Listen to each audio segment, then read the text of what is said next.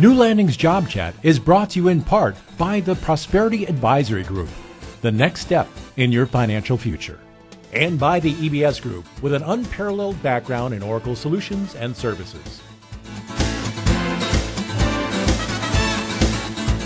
We all have power, but if you're not careful, you could say something that'll give that power away. What should you say? What shouldn't you say? You'll find out today on Job Chat. Your hosts are Hector Silva and Sarah Kane. Our guest today is MK Mueller. Welcome, MK. Thank you so much. Great to be here. MK Mueller is an author, trainer, and empowerment specialist who began her professional life as a high school teacher. After hitting rock bottom and finding herself in a domestic violence shelter, she began a support group with 5 neighbors, which quickly grew to hundreds coming to hear her message each week. Now she trains over 100,000 people each year, from homeless shelter residents to Fortune 500 executives, in the concepts from her first book, Taking Care of Me, The Habits of Happiness, as well as those of her award-winning new book, 8 to Great, The Powerful Process for Positive Change. Welcome, MK. Thank you so much, Sarah. Great to be here. MK, are we supposed to watch everything we say? Oh, no, I hope not. You know, integrity starts internally. And so when you live with integrity and courage, and we talked about this in another show where we talked about taking risks. The greatest risk, I once asked a young person, she said, what kind of risks are we supposed to take? And I said, well, hon, what's the greatest risk you could take from now till you die? And she said, to be myself. And I said, that is always the greatest risk. For the rest of your life, it will be. E.E. Cummings said, the greatest risk is to grow up and to turn out to be who you really are. So when you get to that authenticity, which is so important, whether it's a job interview, I find so many people averaging themselves out when they respond to an ad for a job or show up at an interview. You know, they milquetoast themselves to fit in, and I go, fit in with what? My son just applied for internships, and he called me to say, Mom, I'm so glad you're telling people and teaching people to take risks. He said, do you know what the most common question is at the beginning of my applications for internships? I said, what, sweetie? Tell me about the biggest risk you've taken recently. So employers today know that people who aren't taking risks aren't staying in business, and they need team members who will be unique, who will be creative, and then there's that, you know, there's a freedom to not have to worry about being politically correct every moment. But it's funny, you've already used the word. One of the words we do coach people to avoid is should. We say don't should on yourself, don't should on other people, and we simply change that to could. I could. So when we're coaching someone and they start to use those words, they go, I'm going to reframe that as I could choose to do that right now, or they could choose to do that one right now. When you are authentic, one of the things that you risk is that other people will potentially, I guess, take your power away by what they say to you. It's a good question, Sarah. I'm saying no one can take anything. You perhaps have heard Eleanor Roosevelt's quote. I love quotes, obviously. No one can make you feel inferior without your permission. And I truly believe we have a little something we call the power pyramid.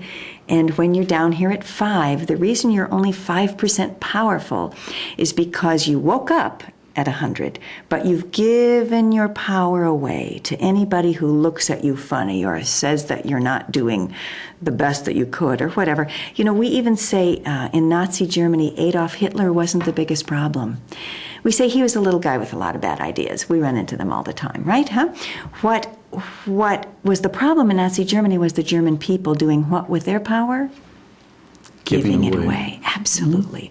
So to not give your power away, if people aren't criticizing you, that means you're not taking any risks. If you're not failing, you know, successful people make 20 times as many mistakes as unsuccessful people. All right? Now, Babe Ruth could have been criticized for all those strikeouts. But what do we remember him as? The home run king, right?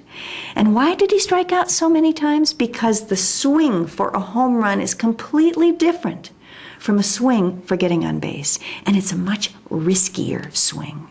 So he was willing to take the risks for the rewards. And when I'm coaching someone either between jobs or someone in a job situation, that's what I'm coaching them towards, is being that authentic risk taker self that goes for the gold and says, you know, when I bring this idea up at the meeting, they might laugh at me, they might mock me, but I'm telling you, you find a great mind, and we're talking Steve Jobs, Wozniak, Einstein, Lincoln, Gandhi, Mother Teresa, the gang. You find one of those people that wasn't mocked. Michael Phelps, the first thing he said after he got his 8th gold medal was, I'll do this in the camera, I just want to say how grateful I am for now he could have said his mom, his coach, his strangely shaped body, God, right? But instead, what did he say? I just want to say how grateful I am for my imagination. Because when everybody told me this was impossible, I knew in my imagination it was possible. Whoa, huh? So he had, again, I'm guessing, tens of thousands of people telling him, yeah, right, that's never going to happen, Michael. You need to get realistic. And 8 to Great does not teach people to be realistic.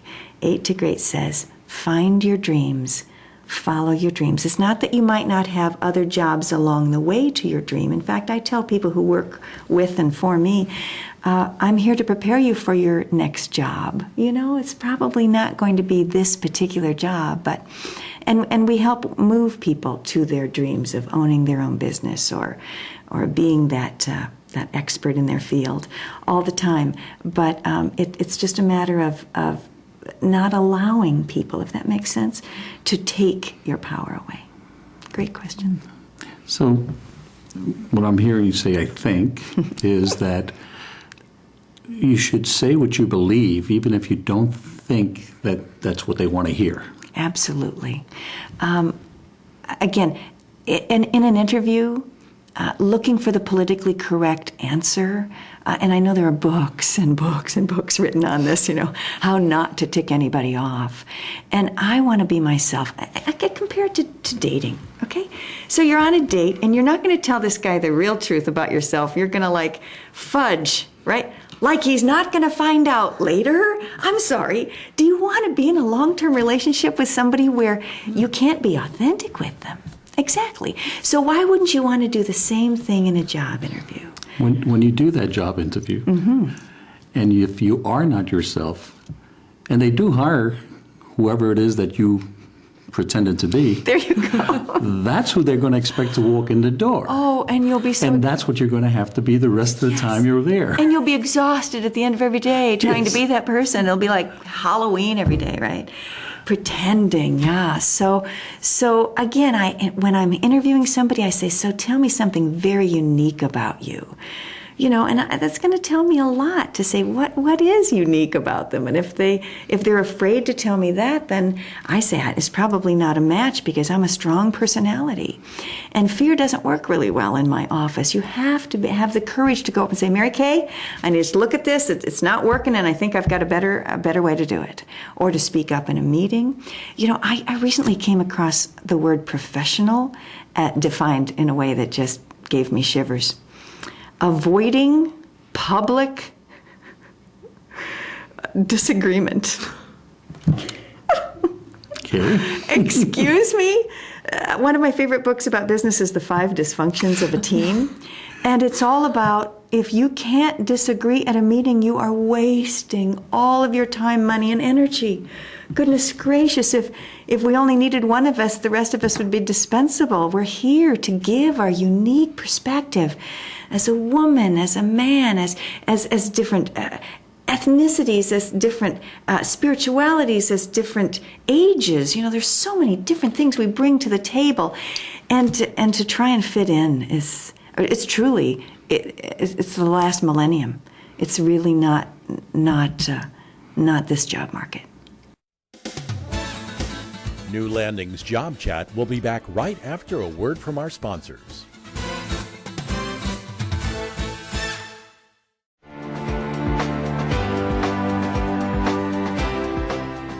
Hello, my name is William Easley, Managing Director of Wealth Management with Prosperity Advisory Group. While under unemployment stress, there may be a temptation to become more conservative with your investment allocation. Recognizing how short-term problems can adversely influence your thinking about long-term goals can help you avoid costly mistakes. It's reasonable to expect that you may need cash and more liquid assets at your disposal as you assess your financial situation over a job loss. However, you must avoid selling long-term investments as a panic response to uncertainty. You may trigger an unwanted tax or generate an ill-timed loss. Conversely, being unemployed isn't the time to take a flyer on a hot stock tip, ratcheting up your risk level in hopes of a quick profit to make up for lost income. You may do nothing more than compound your cash flow problem. A reasoned and balanced approach is recommended. Start by seeking out a qualified financial planner, such as a CFP professional, who can help you assess your unemployment situation, suggest strategies for conserving wealth, and perhaps help you with ideas on how to best protect assets. It's important to sort out alternatives while structuring a plan around your short-term objectives and your long-term goals. Again, I'm William Easley with Prosperity Advisory Group, the next step in your financial future.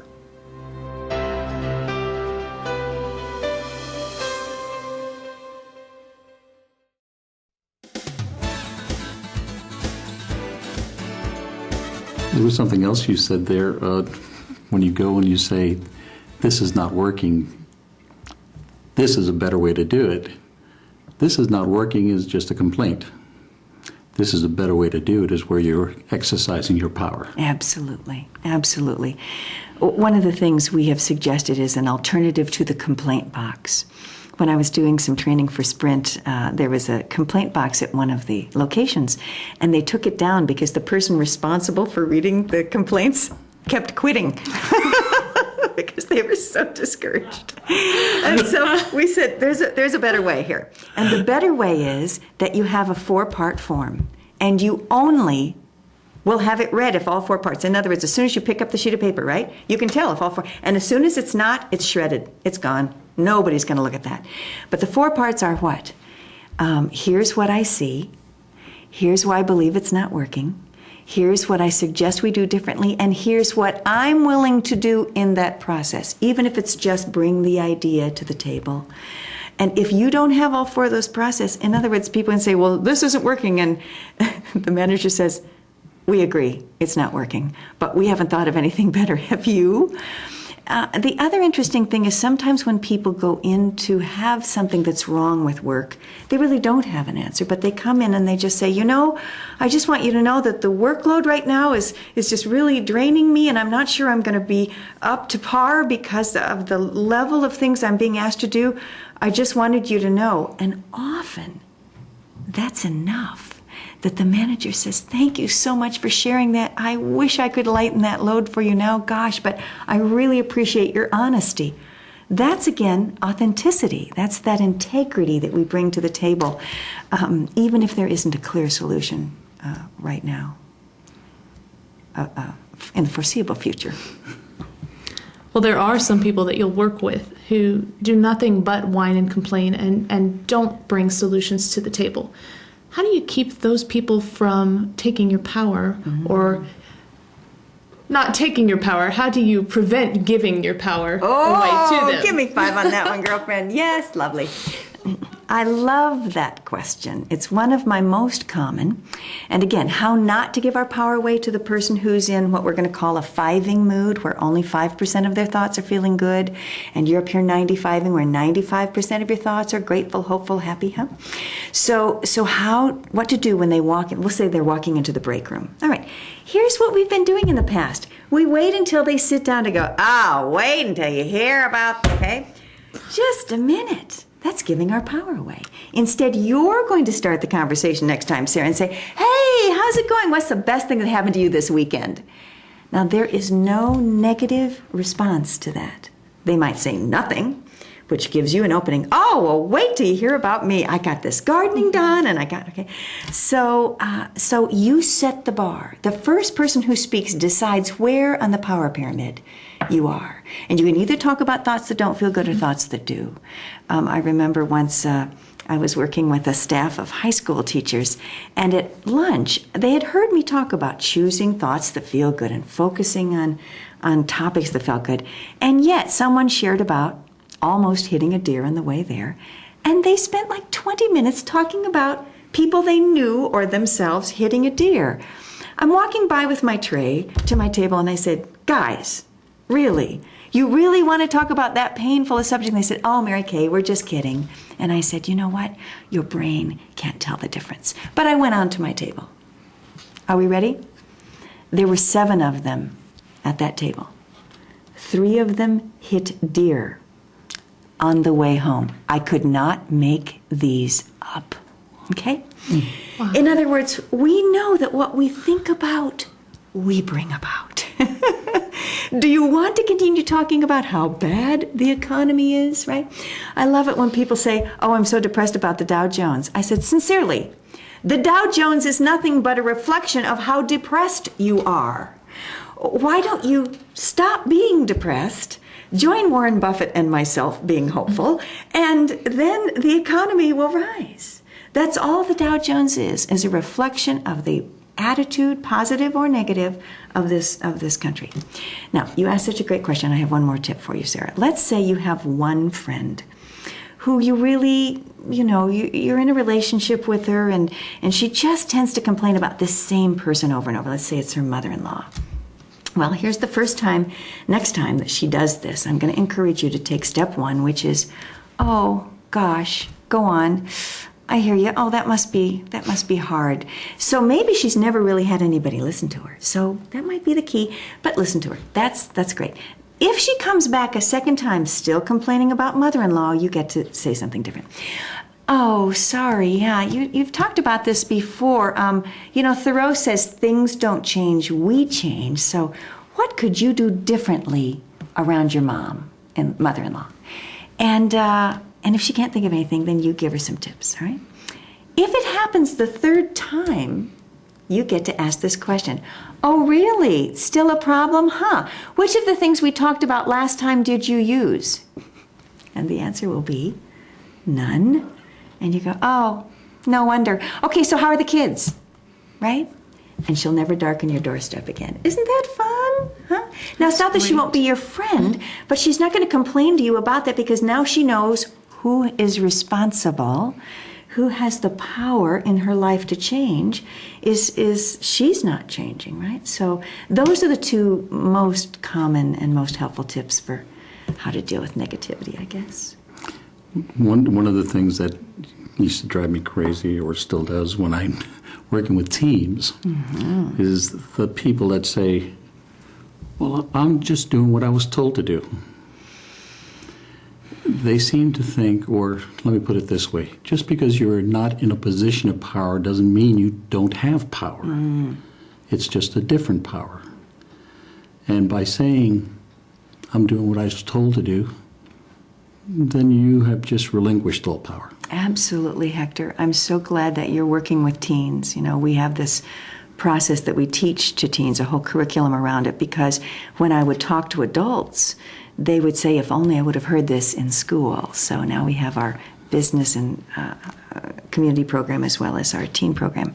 But I also find with teens that sometimes they've been told, well, here's one of my favorite things to do. I hold up a $20 bill, $10 bill, whatever I've got in my purse, and I say, so who would like this? And the kids raise their hand. I go, no, really, who would like this? And I just keep that phrase going. Who would like this? No, really, who would like this? They're yelling, screaming, waving their hand. I would. And what am I waiting for?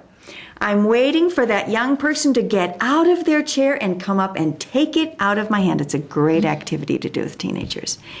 Let me tell you, who is more likely to jump out of their chair? The upper class school kids or the inner city urban core kids? Who's more likely to jump out of their chair the fastest? Any guesses?